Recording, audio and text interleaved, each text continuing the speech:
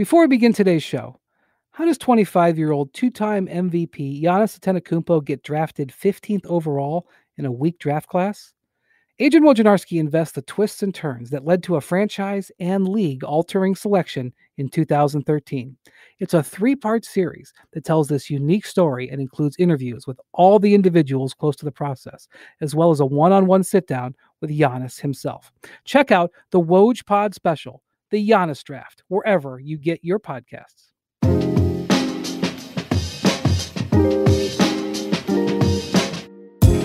Hello and welcome to the Hoop Collective podcast. We talk about the NBA, which this is part 2 of the Low Post Hoop Collective crossover that we're doing this week.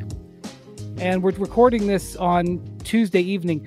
Zach, we recorded last night relatively late, but it wasn't late enough. And I don't know what late enough would have been. I think it would have had to have been 1 or 2 in the morning. Now, I know you went to sleep because you and I want to know what happened when you woke up and you saw everything that the Milwaukee Bucks had done. Take me through your experience. So I had a very, I was super low on sleep, super low, which was a mistake going into this week. And so I wrote a big Harden column yesterday, and we got to about 11 o'clock, and I thought, I know some stuff is buzzing, but I'm going to take my chances, and I'm going to try to get 7 to 8 hours of sleep. And I tossed and turned for a bit, and I woke up at like 1:30, and the Jrue thing had already happened. And then I was like, well, I guess I'm just up now for a while and trying to figure out what's going on. So I was up, trying not to wake up the house. And this is a very familiar experience. Same thing has happened with Kawhi and PG in the summer of whatever it was, and 2019, I guess. And then I was just working, and then I stole a couple more hours of sleep earlier in the morning, and then back at it again. So yeah, the Bucks made us burn the midnight oil, but it was quite a night in Milwaukee, that's for sure. So I have no idea how much this will hold up. So bear with us. We're trying our best. So it wasn't quite Paul George, Kawhi Leonard, which all came together so fast, relatively late. I was on the West Coast at the time, so it wasn't that late, but I think it was pretty late out east. But it was a pretty big move. I think you and I had both talked about Bogdanovich maybe being a Buck. So it's a bit of a surprise in the fact that free agency doesn't start till Friday, and a free agent deal's already been done, but we'll leave that alone. Let the league handle that. But Jrue Holiday, I don't know about you. I can't sleep at night, Brian. I can't sleep at night knowing that someone has jumped the gun. I can't. Well, I won't stand for it, and I can't stand for it, and my whole day has been ruined. Somebody was complaining to me about it today, an executive, and I was like, who's going to file the tampering charge? Sacramento? Sacramento's participating in the sign and trade. That's a good point. Maybe a team that might have had interest in signing Bogdanovich to an offer sheet.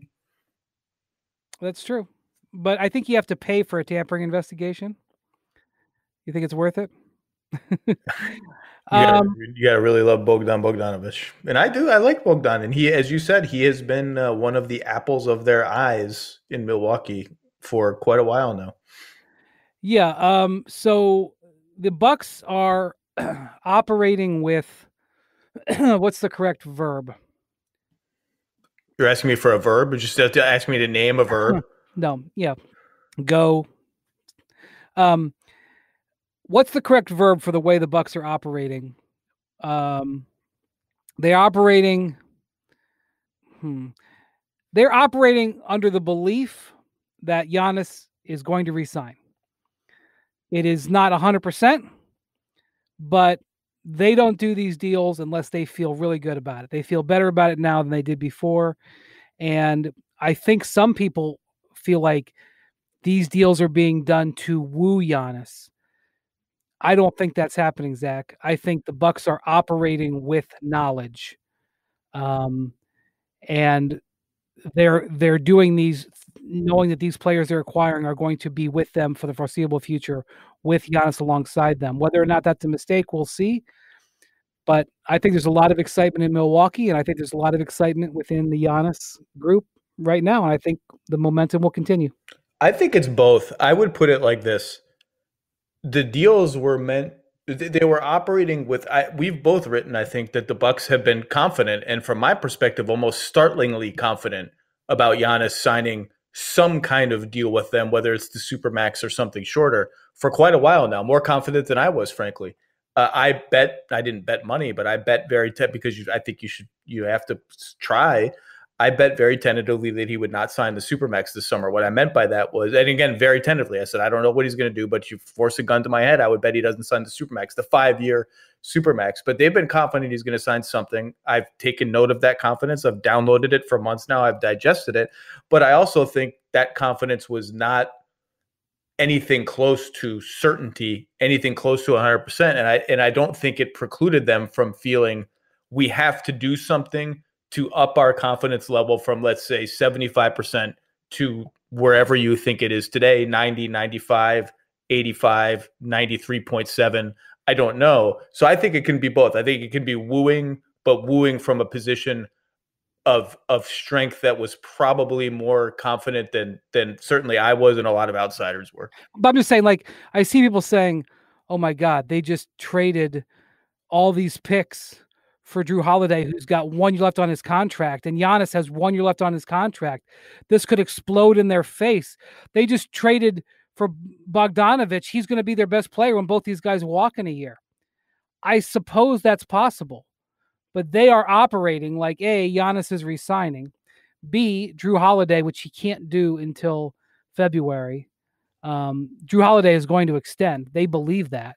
But you don't give up 3 picks and 2 swaps if you don't believe it. Of course. And Bogdanovich is coming to Milwaukee to play with Giannis. And Bogdanovich and Giannis have been communicating with each other. I don't think Giannis lets Bogdanovich come. I think, I agree that it's not done. Nothing's done. As far as I know, as of today, at least, Giannis, I think, was still in Greece. So he can sign it in Greece. Remember when Boris Diaw signed his contract on a yacht in the Mediterranean? Of course, Boris Diaw did that. That's probably the third most fun Boris Diaw contract signing story if we actually Right. dug into all of them. I mean, Giannis could sign his contract in Greece, but I mean, the assumption is when he comes back, he will, bless this.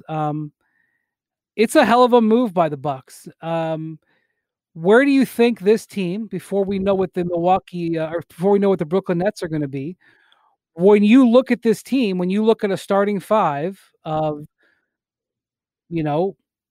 Bogdanovich, Giannis Antetokounmpo, Chris Middleton, Brooke Lopez, Jrue Holiday, what is that team to you? Well, first of all, that's all I see is a starting 5. Well, they've only got 7 guys under contract. And they have a couple. Yeah, they have a couple more guys who are probably not going to be part of the rotation. I love the starting 5 is dynamite. It's interesting because it's very switchable other than Lopez. So it opens the door for a little more schematic flexibility, except at the position where you need the most schematic flexibility on defense.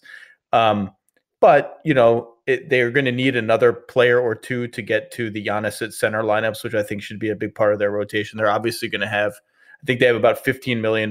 If you write in about 17, 18 for Bogdanovich, which is my assumption is going to be around there. They have about, you think higher? Lower? Lower. Yeah, I think if it's below 15, I'll be surprised. You think lower than 15? I think that's the ballpark. Okay.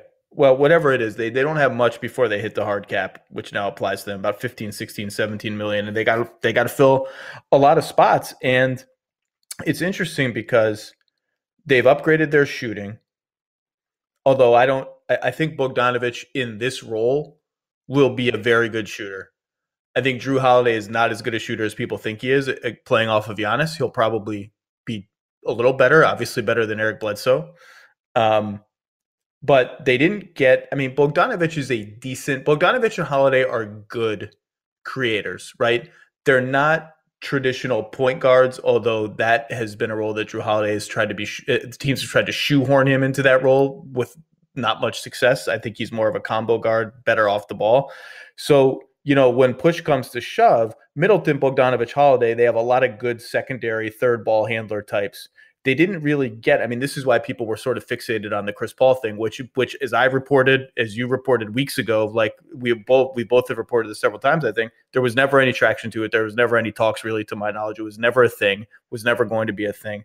But that's why people fixated on it. It's like, is there someone on the ball handling hierarchy above Giannis late in games? And I don't think they found that. But certainly that starting five is going to be absolutely dynamite. I trust them to fill out a bench.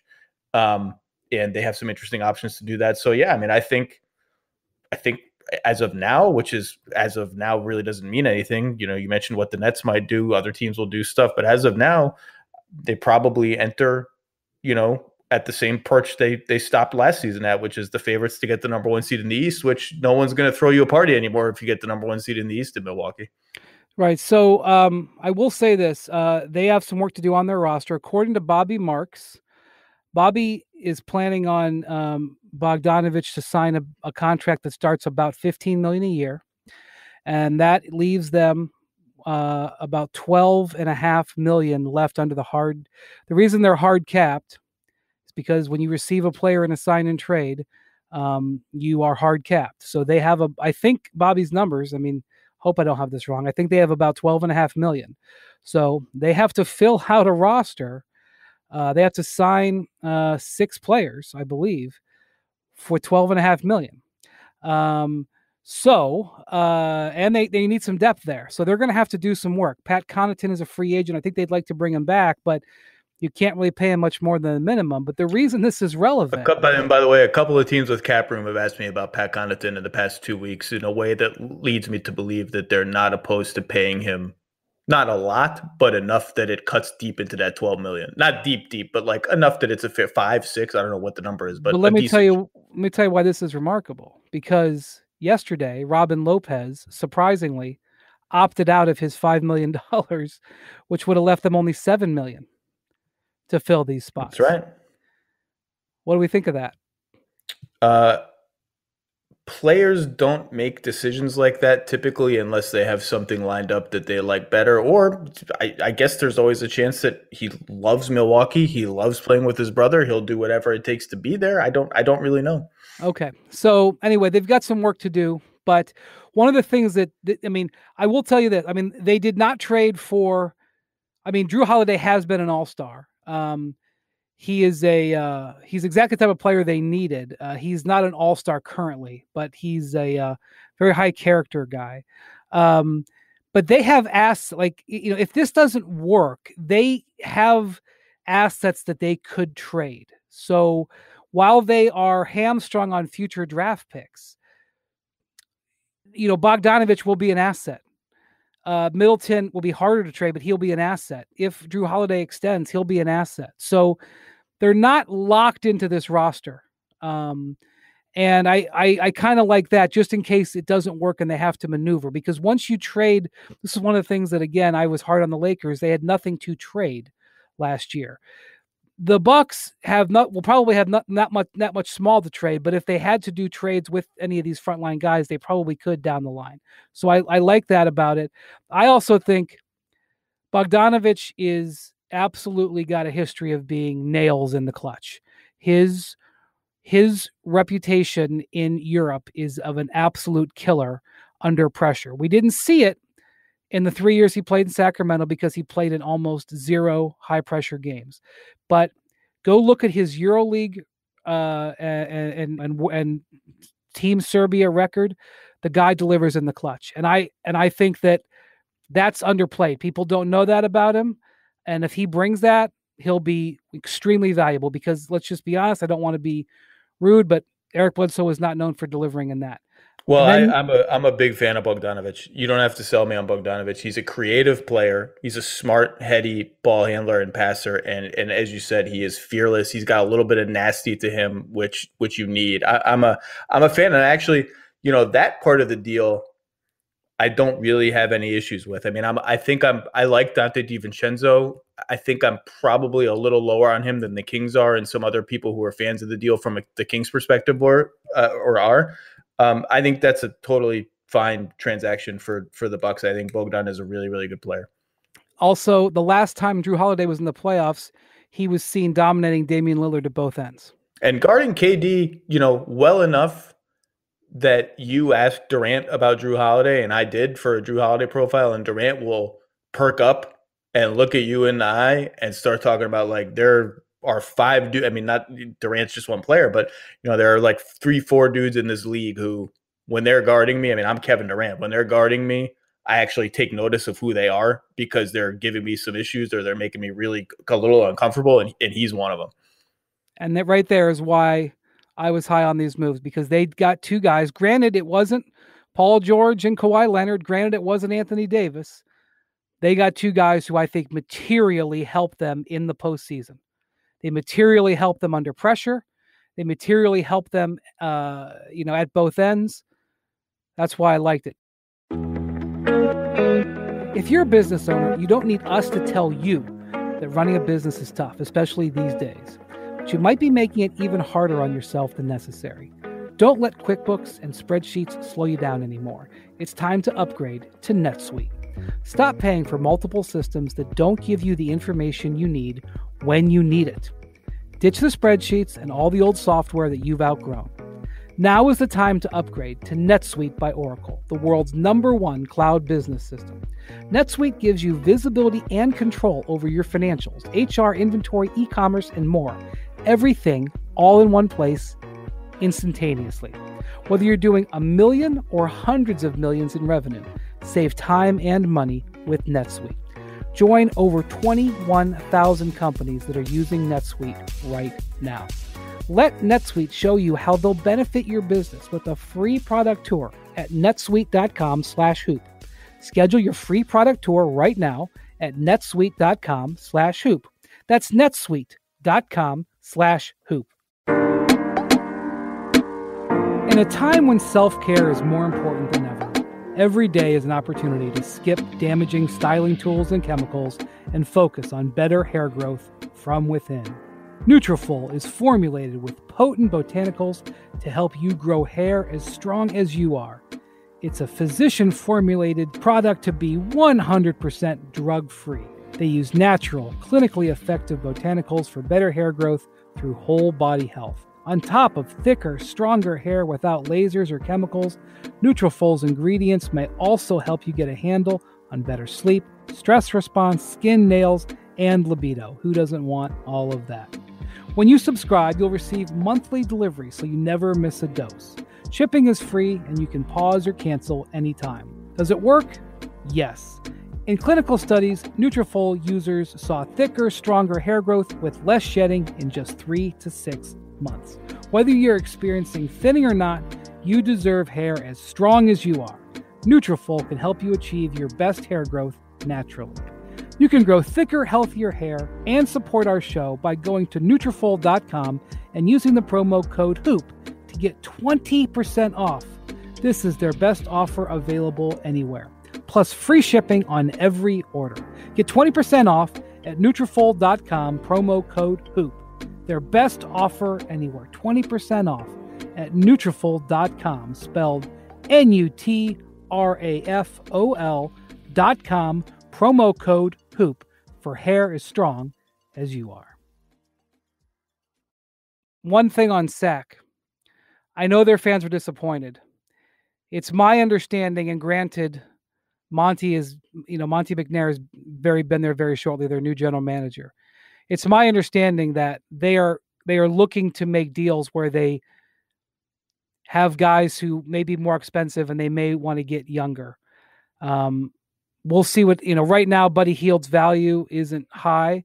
So my guess is they keep him, but this is a move that indicates maybe a direction for Sacramento, which I know is not going to make Kings fans happy, but they didn't just do this willy-nilly as a favor to Giannis. There's something that they're doing here. Well, you and I were emailing about this last week, potentially to write a story on it, and we didn't quite get to it because, some other things have happened in the NBA. But there's something to that. There's something to that in terms of the messaging that agents and other executives have gotten from the Kings is not really we're rebuilding so much, but we're not rushing. We're not doing the thing everyone expects us to do and rush headlong to chase the 8th seed and overspend or make a future for present kind of trade. The timeline is more going to be aligned to Fox and Bagley than it is to the other and guys. now DiVincenzo. And so I think another guy, I'm not saying he will move, I'm just saying a guy that I would be calling about if I were a good team is Nemanja Bjelica. I think that's another guy who could be had for whose a contract price. Becomes guaranteed on Thursday. Yeah, I think that's a guy that I would be looking at too. But yeah, can I clarify one thing? Yeah. I mentioned before Giannis and would he sign something shorter than the Supermax? So I just want to be super crystal clear on this. The Supermax that I'm texting with Bobby Marks now just to make sure is all or nothing 5 years. That's what the Supermax is. So when I say right. Can he sign a shorter deal, I mean obviously not the Supermax, and there's no 2 year Supermax or 3 year Supermax. That's right. I don't know what he's going to do. What he signed. You are not the only person who has brought that up to me, but the incentive for him to sign now is to get this $224 million.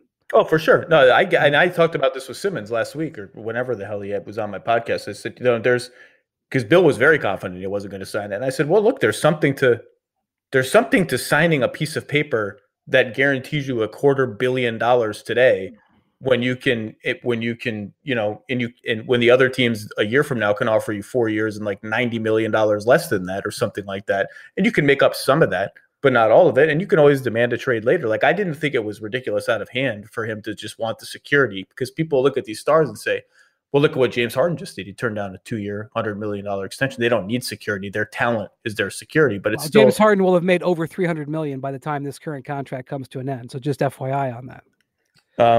One more thing real quick. We talked about Sacramento real quick. I just want to say something real quick about Orlando.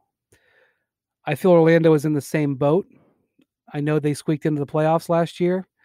I think Orlando will make some moves heading younger as well. I think Evan Fournier, who just opted into his contract, is available on the trade market. Aaron Gordon is available on the trade market. I have not heard that Vucevic or Terrence Ross are, but it would not surprise me if Orlando makes a move in the same direction as Sacramento, just to sort of tail that piece of business. Both of those teams, I think, are in the same boat. I'm going to talk about some of the other trades. I mean, it's funny. Can I ask you one question before we get off the? Yeah. I'm not quite all the way there with you on that. These guys are going to be plus trade value contracts once they re-sign. Once Holiday re-signs, and Middleton right now I think would be decently tough to trade for like really good plus value. Yeah, he makes $33 million. Yeah, maybe something neutral. This is sort of a rhetorical question, but I do think it matters, and it's going to annoy Bucks fans who are euphoric today. I just want to put it to you. How much better is Jrue Holiday than Malcolm Brogdon? Well, that's a completely different conversation. But it's not different. It's connected. Well, if you're saying that they should have kept Malcolm Brogdon, that's a different conversation. That is a independent conversation. I'm just saying you gave up 3 picks and 2 swaps for a guy who I do think is better than Malcolm Brogdon. Let me be clear. I think he's a better two-way player than Malcolm Brogdon. But is he that much better than Malcolm Brogdon? No, I think... I'm just saying. I think in retrospect, they would have re-signed Malcolm Brogdon if for no other reason than he has value, as he would have had value at that contract number. And then your level of need and desperation is a little bit different than it was last night. But that said, the Bucks. I agree with that. The Bucks are better than they were yesterday. Are they better than the Nets with James Harden? Assume that the Nets have to trade everything, that they re-sign Joe Harris, and they add Serge Ibaka or a player of that caliber. Are the Nets with Harden, Kyrie? I mean, by the way, just think about this: Harden, Kyrie, Durant, Joe Harris, Serge Ibaka. They also have DeAndre Jordan, but Serge could play stretch minutes. It might be the best shooting team in theory of all time, even better than the Warriors. Is that that structure versus this Milwaukee structure? How How do you feel about that? It's very early. It's very early. We have no information on how these teams will look on paper. We don't even know who the hell is on the teams that we're talking about right now. Right, but I just want you to think about that. I think it's a very, very tough conversation. I probably would give a slight and totally meaningless, given we know nothing about these teams right now. It's about a slight. There's going to be a fight for these minimum guys, and that's those guys. Well, we also don't know what Durant looks like. We don't know like a lot of major things. But if Durant looks like 95% of what he was, I would probably lean a little bit towards that construction of the Brooklyn team. But it's a hell of a fight.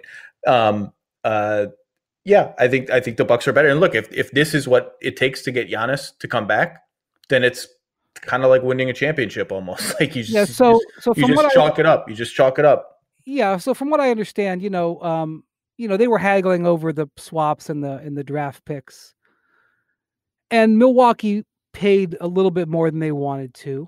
Agreed. Whether it was an extra pick or an extra swap or whatever it was.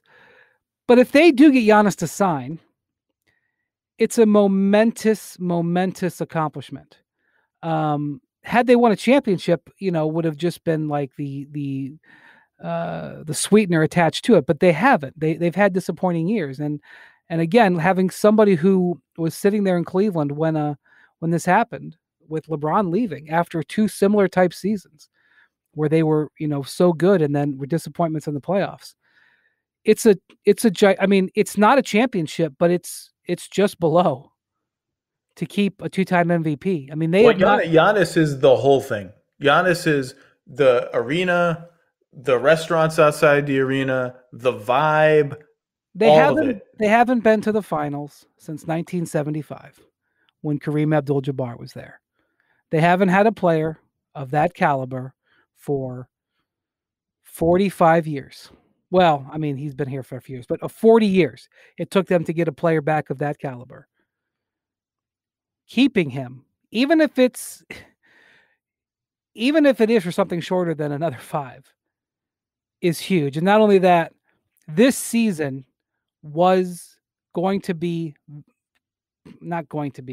this season likely was going to be very stressful if we're making the assumption he's signing. This season was going to be very stressful if he doesn't sign. And or could still be.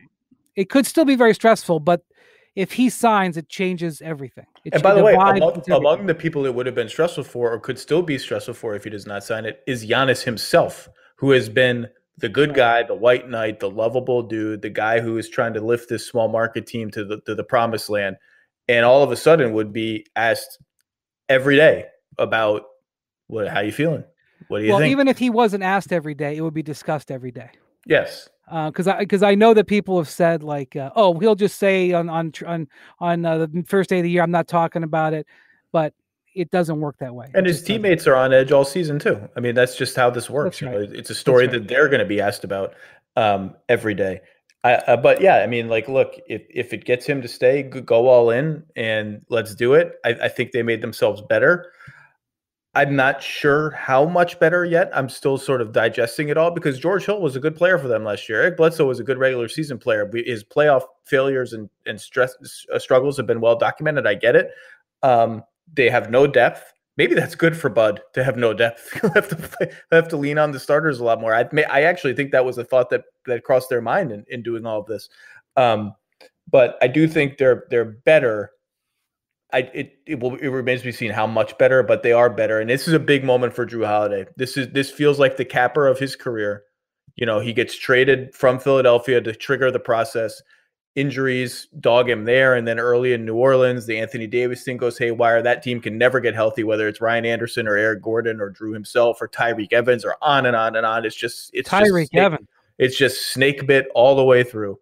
And now he ends up here in this situation. I think it's a great moment for him. Say two things. Number one, it's my understanding that Brogdon really wanted to play with Giannis, that he potentially could have had more money elsewhere. So he goes to Milwaukee, not a free agent destination. He goes to Milwaukee to play with Giannis. Jrue, from what I understand, the Pelicans, as they decided to trade him. By the way, why did the Pelicans decide to trade him? What was the precipitating event that they decided to trade him?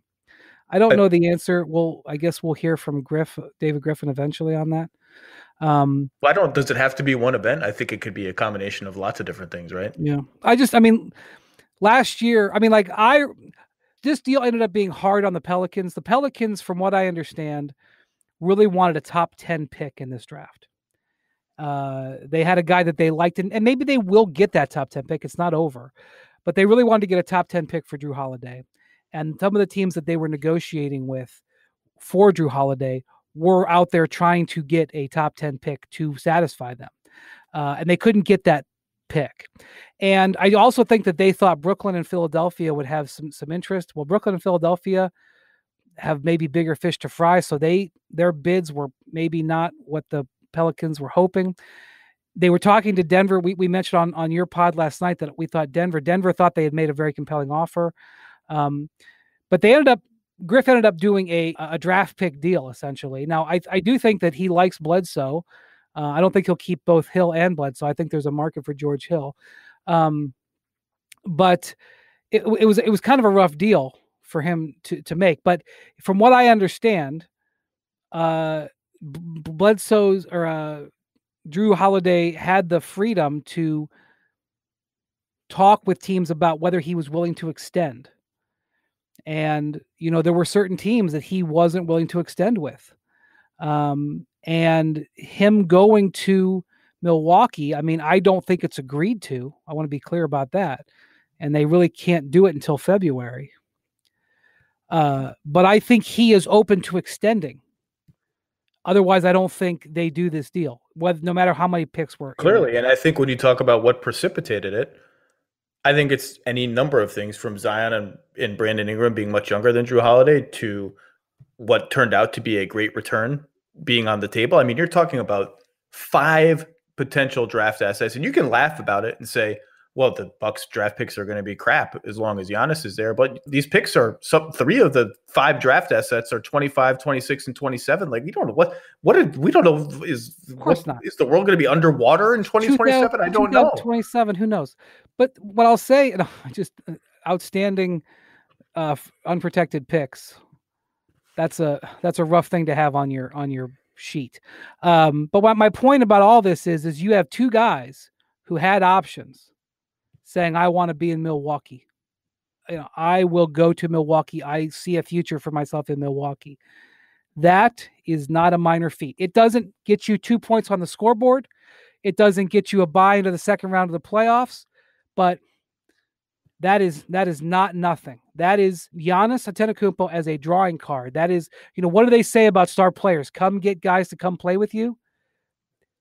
I know that this isn't LeBron getting Anthony Davis. I recognize that. This isn't some of the star super teams that have been built, but this is Giannis drawing in these guys.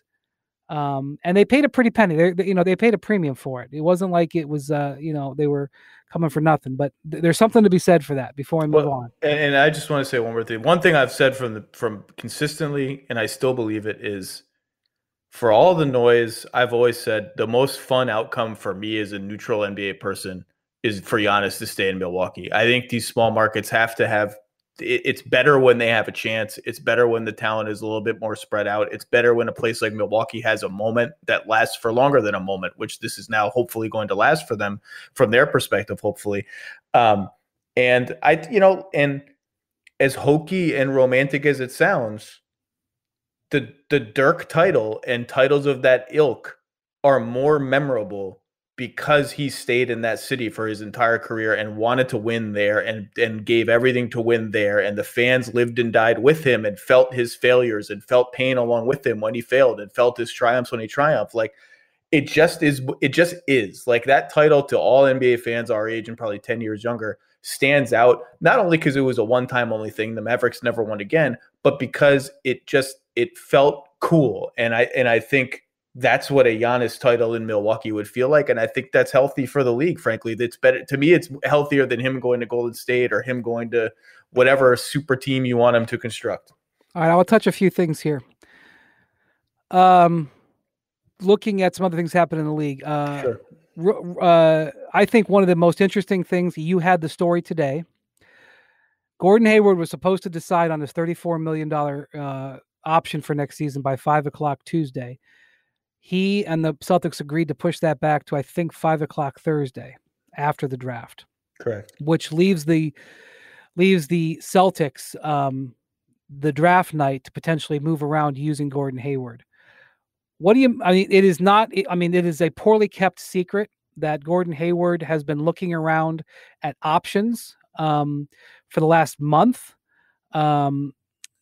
If he were to opt out of that contract, which is huge money, $34 million, not great for the Celtics. They lost Al Horford for nothing last year. They lose Gordon Hayward for nothing this year. It's not great asset wise. What do you make of Gordon Hayward and this decision and sort of what looks like the Celtics working with him, either opt in and they maybe trade him, or he opts out and maybe a sign and trade and leaving, sort of agreeing to work together through the draft for it? Yeah, I mean, all those options are on the table. Opt in, and I think the Celtics would love if he opted in and they could just keep him and figure it. I mean, they think he's a very good player, and he was a very good player for them last year when healthy. I mean, this is probably surprising some fans. Those of us who are, we've heard about this for a while. I've been talking to people about Gordon Hayward for weeks. This is probably surprising some fans, though, Zach. I think it's been out there. The rumbling I've talked about it. I mean, it's been out there. Maybe it's a little surprising, but I don't think so anymore. Particularly not diehard Boston fans. But what was I saying? Oh, Hayward. It's a fascinating situation. They'd be thrilled, I think, if he opted in and just sort of played it out, which is, I think, is it the most likely outcome? I don't know, but it's up there. I don't know. I don't know either. And our old colleague Chris Haynes wrote a story about the Hawks being a potential target for him. I wrote weeks ago, or I think I wrote it. Either I said it on a podcast with Bobby Marks, or I wrote it, or both. That's going to be the leverage play for Gordon. If he wants Boston's cooperation with an opt-in and trade or a sign and trade, he needs to convince them, I will just walk. I will opt out and walk somewhere and opt out away from $34 million. I don't think he's signed for $34 million. And unfortunately for him, the teams that he can opt out and just walk to are not good and are not contending teams anytime soon. And so, it's not surprising to me that some Hawks noise came out today as a little nudge right when the option deadline gets extended. I think it's a fascinating situation. There are any number of places where he could perhaps end up. I don't know where he will end up, but it will be interesting to see. Boston has been having conversation with teams trying to move into the top 10, offering their picks. But Danny Ainge, a lot of times Boston does a lot of talking and then doesn't execute. I think Danny Ainge probes around a lot. So I don't know whether is Gordon Hayward the type of player that you can trade to move into that top 10? Is there are they waiting to see if a certain player is available when a pick becomes available? I don't know. I mean, there's been a lot of teams that have tried to move into the top 10, Zach, in this last 7 to 10 days. And these teams aren't really looking to give up those picks, even no matter what anybody says about this draft. Yeah, people like the picks.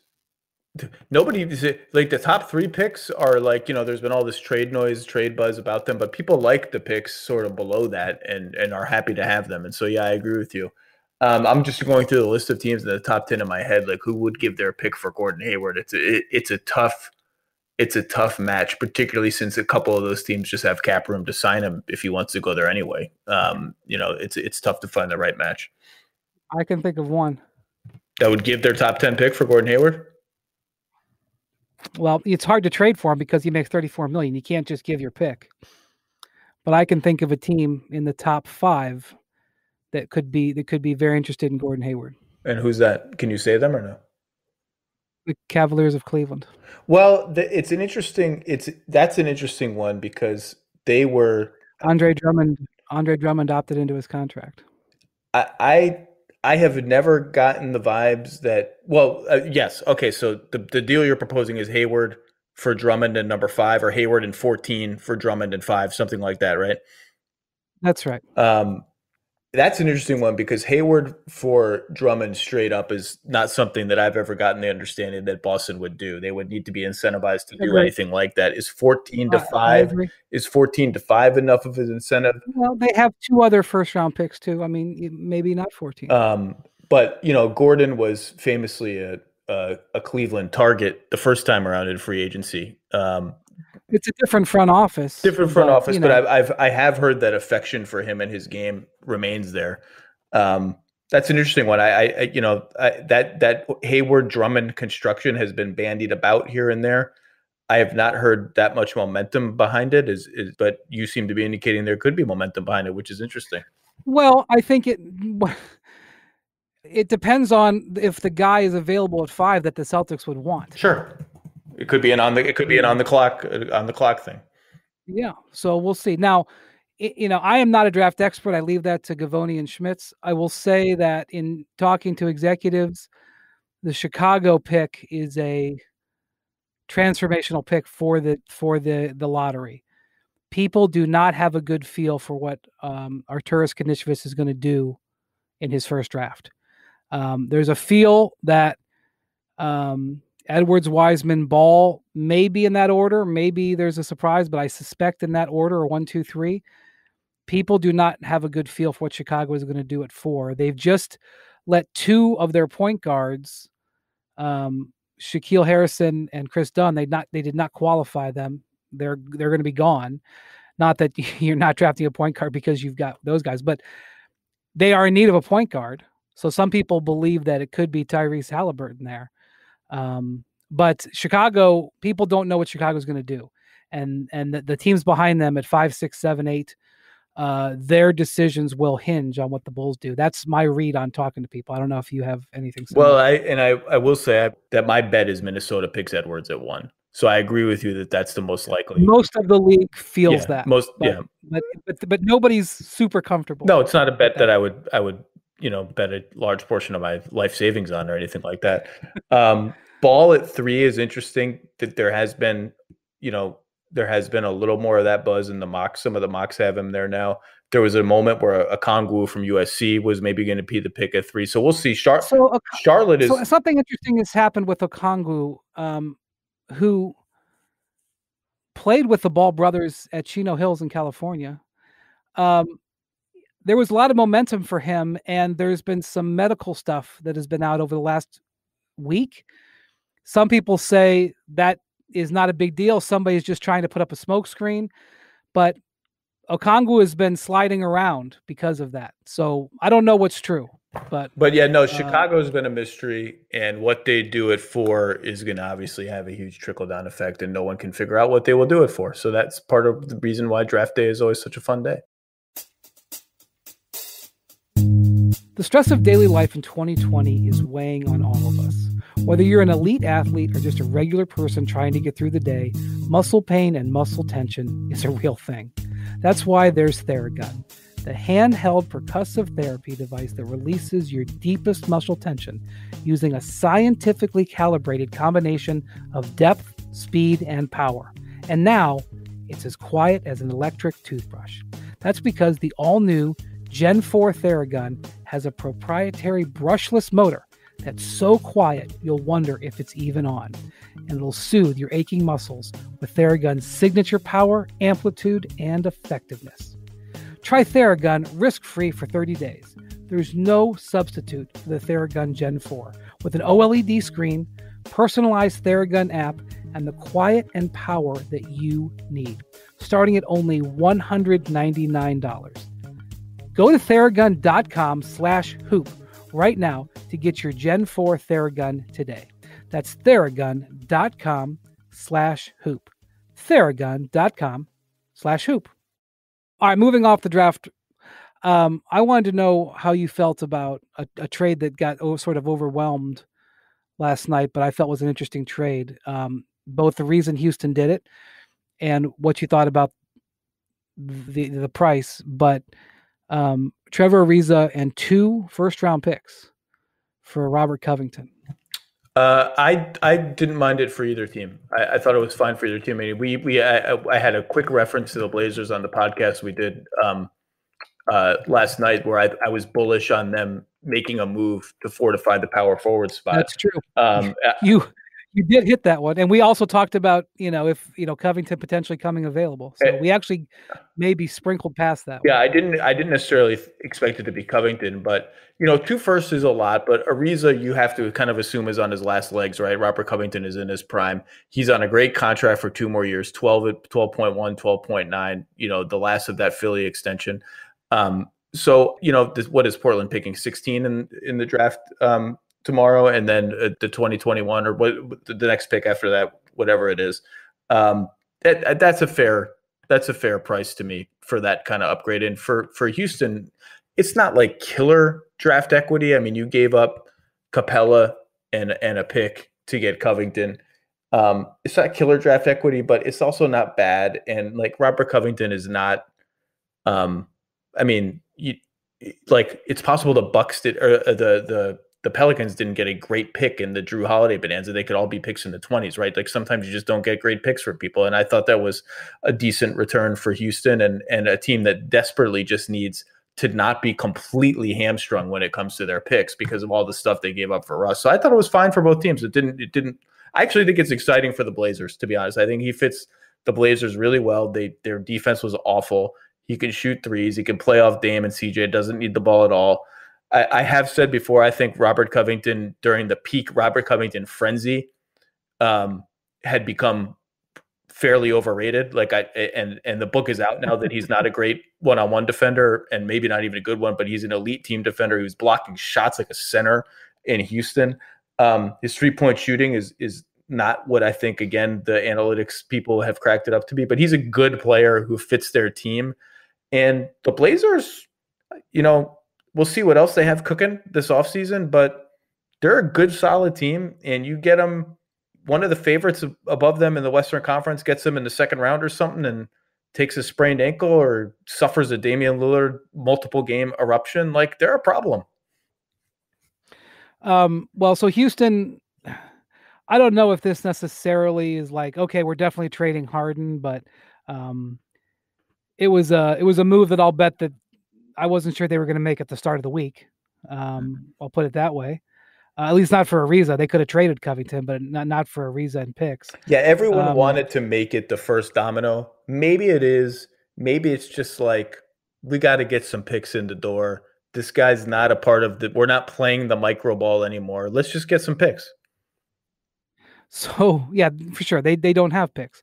So Tim McMahon did a story that came out tonight where he had a quote from a Rockets official that said, quote, "We're willing to get uncomfortable."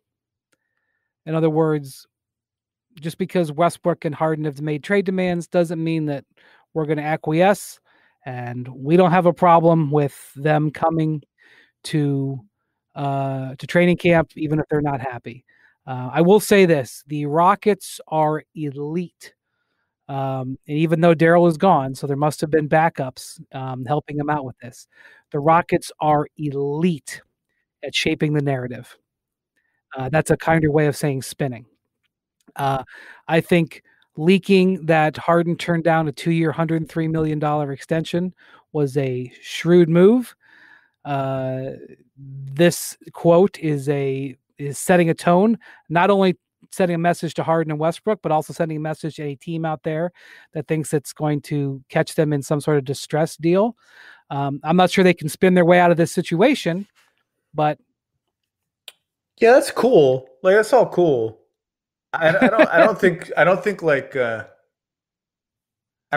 think Sean Marks reads that story and is like, oh God, they're keeping James. Like, everything has been thrown awry for me. I don't, I think it's cool to say that. Like, that's cool. Like, you should say that. And really, maybe the message is not meant for Sean Marks or Daryl Morey or whatever GM you want to make up who's theoretically chasing James Harden. Maybe the message is meant for James Harden. And maybe the message is meant for Russell Westbrook to a lesser extent. But maybe the message is, you really want to do this? Like, we touched on this topic last night. Like, are you gonna sit out? Like, what are you gonna do? Like, come play. You want to play? I don't think you want to go through the scrutiny of whatever the end game of that scenario is. maybe the message is for the players too, whether it is well received or not, or whether it's a smart move or not is a different story. But it could be not for the James Harden suitors, or it could be for both the audiences. Yeah, I mean, again, there's the Kobe path we talked about last night. You could just say we're not trading you, but they're managing the message, and I think doing okay. It doesn't dig them out of the hole, but they're doing okay. What did you think of the reported, which I think McMahon has confirmed, that there was at least some cursory discussion about Russell Westbrook for John Wall, which we sort of threw out in passing last night, kind of quasi joking. But I can't remember exactly what trade it was, but there was a trade between, I want to say, the Hornets and the Pistons, centering around Ben Gordon and Corey Maggette. I may be getting the details wrong, where I called it the most depressing trade in NBA history because it was just like the players weren't relevant. It was just all about like unwanted salaries, like for players that had become sort of like NBA nerd beloved players in their primes. And this reminds me of that, where it's just like we've really arrived there where the teams with those two contracts just call each other. I'm just making this up. Just call each other and be like, "How you doing? How you feeling tonight? How many drinks are you into the evening? You want to get frisky? You want to get crazy? You up? You up? Tommy Shepard, one of the great guys in the NBA. Can we agree on that? General manager of the Wizards. No question. Tommy, you up? I apologize if I'm getting the details of that trade wrong. I know Ben Gordon was in it. There's some trade where I was like, "This is it. It's not going to get." And then you had the Biyombo Mozgov trade, where like the poster children for the 2016 Cap Spike Bonanza were traded for each other. Like maybe that has surpassed it. I don't know. Well. Stay tuned. I'm looking it up now. Don't end the podcast. Get another topic while I look up this trade because it's going to drive me crazy. So Golden State Warriors, I think they've had a number of offers for number 2. Some of them have been interesting. I've heard some of them. I just don't want to be that guy who puts it out there, but you think they go ahead and stay in draft? I don't know. It's hard to know. I haven't. There's been so much noise about these two teams at the top of the draft. I know. I haven't landed anywhere yet. I mean, I'm sure they're still talking. There are some. I've pitched all of them. I've made up every fake trade for the Warriors at number 2. I think some of them are reasonable. Some they are reasonable. They don't like. Some are unreasonable. Some of the rumors are I think totally unfounded. So that leaves me. I did not find a veteran star that they could get for number 2. I kicked around Jrue Holiday trades. That ship has obviously sailed. Sure, stuff is out there, but the confusion and my inability to land anywhere where I felt solid with what they would do and what they were planning to do leads me to believe that if I had to guess that they probably feel the same way. That they make the pick. That they just make the pick, particularly if Wiseman is there. Yeah, I think they feel the same way. Also, I think teams that were preparing for Giannis 2021, Miami, Dallas, Golden State, maybe New York, although New York doesn't have much to choose from. Toronto. I think they, I don't know how drastically it could affect their plans Friday, but it could be plan B for I think of those teams, Miami is the one that maybe is affected the most because I think Dallas is already trying to hunt for good players anyway, figuring if he picks us, we'll just make it happen. Toronto has the Van Vliet thing. They can take care of that either way and still have been fine theoretically to make things happen for Giannis. Miami's got Dragic and Crowder, and they have the Bam Adebayo max sitting there where they could have played the cap hold game, wait a year and be a cheaper cap hold. And as I've said before, Bam and Giannis have the same agent. That's tricky. And now that becomes perhaps simpler for them at this point. True.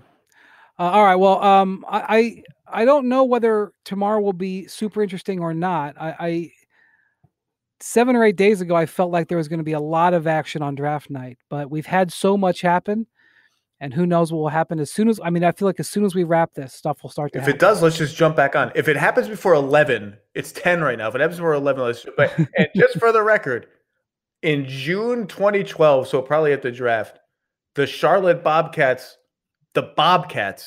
first of all, that makes every trade 15% more depressing right off the bat.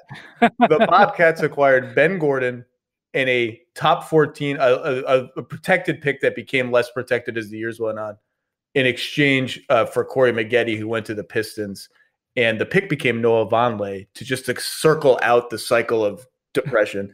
That's the trade. I don't remember exactly. So my guess is Corey Maggette had one more, or I'm sorry, Ben Gordon must have had one more year, or Corey Maggette rather had one more year left on the deal than Ben Gordon, or whatever the mechanics would have been. But it was very depressing, and that's all. On that note, thank you for listening to the Hoop Collective podcast, Low Post Crossover. Zach, thank you. Thank you to our producer, Troy. Thank you to our producer last night, Dan. Thanks for listening. We got a lot more coming. We have no idea. You could probably be laughing as this podcast closes for what we didn't know when we posted it. So be easy on us. Otherwise, enjoy the draft. We'll talk to you soon.